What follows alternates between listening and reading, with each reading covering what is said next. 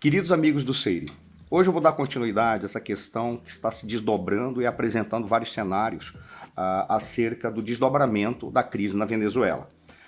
Apesar de já estar, em determinado sentido, trazendo um certo cansaço para a comunidade internacional, porque afinal de contas não se está entendendo quais são os rumos para os quais se está desdobrando, tanto na questão do posicionamento do Juan Guaidó, quanto na questão do Maduro e o envolvimento internacional.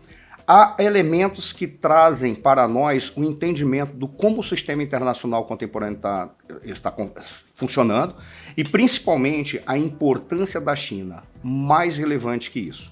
Principalmente algo que fica cada vez mais bem caracterizado para o cenário internacional, para os analistas e para grande parte da sociedade internacional, de que não é improvável que a China se torne a grande vitoriosa no tabuleiro de xadrez ou no tabuleiro de jogos do sistema internacional contemporâneo e venha, assim, a ser a grande potência dominante quando se configurar o sistema internacional do século XXI. As razões são muito simples e parecem cada vez mais que aqueles traços culturais de cada um dos grandes atores têm se apresentado, têm se configurado, têm mostrado cada vez mais intensamente. Os americanos continuam mostrando aquele elemento cultural seu, que é cada vez mais atuar como um jogador de pôquer. Os americanos são excepcionais nisso e sabem fazer muito bem. Lidam muito bem com as emoções, lidam muito bem com a capacidade de levar o outro ao desespero e lidam muito bem também com a capacidade de dizer o que querem fazer para que o outro cometa erros. Isso tem sido cada vez mais claro. No entanto, o pôquer ele é um jogo muito perigoso, principalmente em relações internacionais. Porque o pôquer ele pode levar a uma situação de impasse. E o impasse em relações internacionais pode significar uma guerra sangrenta e pode significar a desestruturação de todo o sistema, o que só traz sofrimento. Os russos têm cada vez mais se mostrado ainda como jogadores de xadrez. E é muito curioso que os russos, nesse momento, estão apresentando um jogo de xadrez, antecipando jogadas possíveis, mas eles estão cada vez mais agressivos e estão impondo os seus posicionamentos para estabelecer passos seguintes de acordo com aquelas construções de cenários que eles fazem a partir de cada anúncio da sua parte. Os russos continuam sendo excepcionais e xadristas, mas os chineses parece que estão mostrando aquele traço cultural que eles carregam há pelo menos 5.000 anos. É um traço cultural relevantíssimo e parece que o seu jogo, eu creio que a pronúncia correta seria Weiqi. É um jogo no qual você não apenas derrota o inimigo. O objetivo não é aniquilar o inimigo. É um jogo de tabuleiro no qual há milhões, bilhões de jogos possíveis para serem jogados naquele ambiente.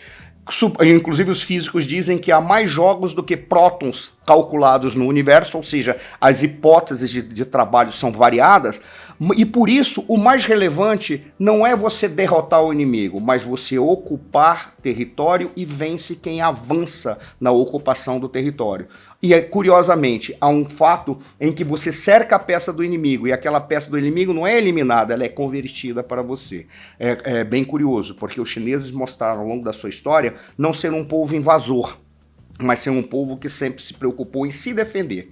E mais relevante que isso, ser um povo em que trabalhou basicamente com o fator tempo. E nesse aspecto, os chineses parece que vão dar uma certa aula. Por qual razão?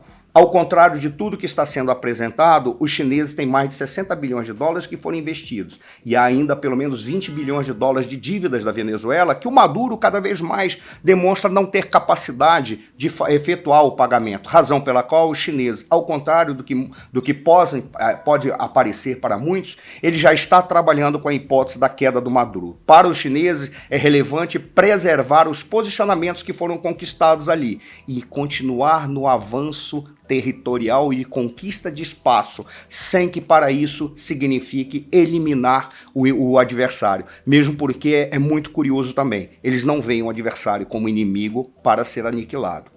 Talvez os chineses estejam trabalhando nesse momento já com o Guaidó, para dizer, nós podemos lhe apoiar, desde que sejam preservados determinados fatores. E já estão conversando. A mídia já começa a anunciar reuniões que estão sendo realizadas. Reuniões essas que certamente já estão apontando que para os chineses o relevante será não perder as conquistas que eles conseguiram ao longo desses anos, em que se tornaram os principais parceiros comerciais de metade dos países da América do Sul. Estes também são parceiros comerciais relevantíssimos da Venezuela.